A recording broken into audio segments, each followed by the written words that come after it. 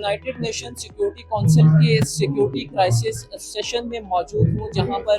Pakistani students मुख्तलिफ ममालिक के डेलीगेट्स के तौर पर शरीक हैं। इस इवेंट की इंटरेस्टिंग बात ये है कि ये इवेंट अल खिदमत फाउंडेशन की जानिब से ऑर्गेनाइज किया गया है। आइए जानते हैं कि इस इवेंट का पर्पस क्या है। मैं फ़लस्तीन को रिप्रेजेंट कर रहा हूँ इस कमेटी के अंदर। देखने वाली बात यह है कि ईरान और यूएस का कॉन्फ्लिक्ट तो है आपस में, लेकिन फ़लस्तीन के ऊपर से डायरेक्ट होता हुआ है। ईरान ने इसराइल और बाकी सारे मुल्कों पे इसी वजह से हमले किए थे क्योंकि वो जो इसराइल था वो फ़लस्तीन के ऊपर ही जुल्म कर रहा था, और उसी नतीजे के अंदर यूएस ने ईरान के ऊपर हमला किया था। तो ये जो जंग है ये असल में शुरू ही से इसी वजह से हुई थी क्योंकि फ़लस्तीन के ऊपर जुल्म हो रहा था। यहाँ पे हमारे बच्चे, बीवे और बूढ़ों के ऊपर जुल्म हो रहा था। इस कमेटी का गोल ये है, जो हमारा ये मसला था शुरू से लेके, जैसे अभी हम 1970 के अंदर आ चुके हैं, हम ये जो हमारा शुरू से मसला था जब खोमेनी राइज में आया था, उस वक्त से लेके अब लेटेस्ट टाइमलाइन के अंदर जाएं कि वो मसला क्या था और वो मसला हम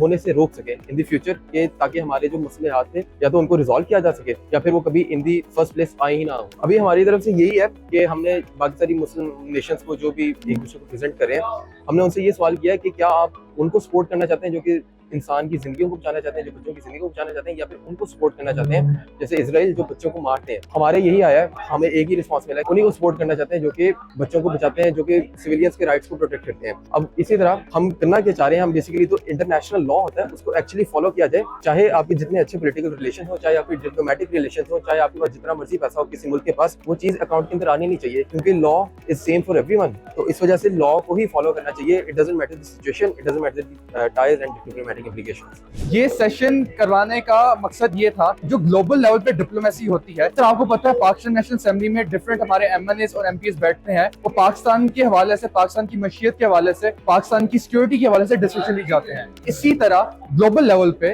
यूनाइटेड नेशंस के लेवल पे एक यूएन असेंबली जिसको आप कहते हैं, यूएन असेंबली के नीचे डिफरेंट कमिटीज आती हैं। उन कमिटीज के अंदर डिफरेंट टॉपिक से बात होते हैं। जैसे आज हमने जिसका इंतखाब किया वो यूनाइटेड नेशन सिक्योरिटी काउंसिल है, जिसमें हम ईरान और यूएसए के टॉपिक के हवाले से बात कर रहे हैं। अब इसका फायदा ये है, जब एक बंदा जो ग्लोबल लेवल पे जो डिप्लोमेसी होती है, ग्लोबल लेवल पे जो डिबेट होती है, उसका एक मॉडल बनाकर पाकिस्तान में उसको प्रैक्टिस करता है, तो यही लोग कल को पाकिस्तान को और हमारे मुल्क को बेहतरीन तरीके से रिप्रेजेंट करेंगे। ये पार्ट इंटरनेशनल रिलेशंस में एमयूएस के बारे में आप पढ़ते हो, मगर इंटरनेशनल रिलेशंस डिग्री किताबी हद तक तो ठीक है, मगर इंटरनेशनल रिलेशंस का जो सबसे बड़ा पार्ट है कि इस तरह की सिमुलेशन क्रिएट की जाए जिसमें डिफरेंट जो कमेटी, डिफरेंट डेलीगेट्स आके बोलें, आप एज अ रोल प्ले करो, डिफरेंट कंट्रीज आपको साइन हुए, कोई भी टॉपिक आप मिले उस पर बातचीत करो, ताकि आप ग्लोबल लेवल पे जो यूनाइटेड नेशंस के अंदर जिस तरह चीजें चलती हैं, जिस तरह रूल्स एंड रेगुलेशन चलते हैं, जिस तरह डिबेट चलती है, आप उसको प्रैक्टिस करके कल को पाकिस्तान को बेहतर तरीके से रिप्रेजेंट कर पाओ। जनरली वो जो डिप्लोमेट्स होते हैं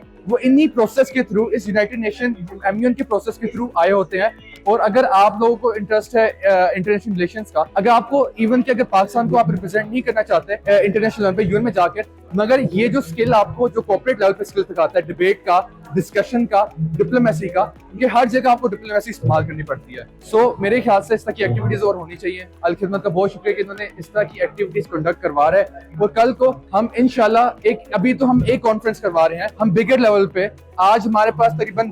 150 की ऑडियंस है, हम 1000 प्लस ऑडियंस को टारगेट करने जा रहे हैं फर्दर ऑन एक एमयूएन के साथ। इस सेशन में यूथ की जानिब से लिए गए डिसीजन अगर रियल में इम्प्लीमेंट हो तो क्या दुनिया का नक्शा बदल सकता है? आप क्या कहते हैं?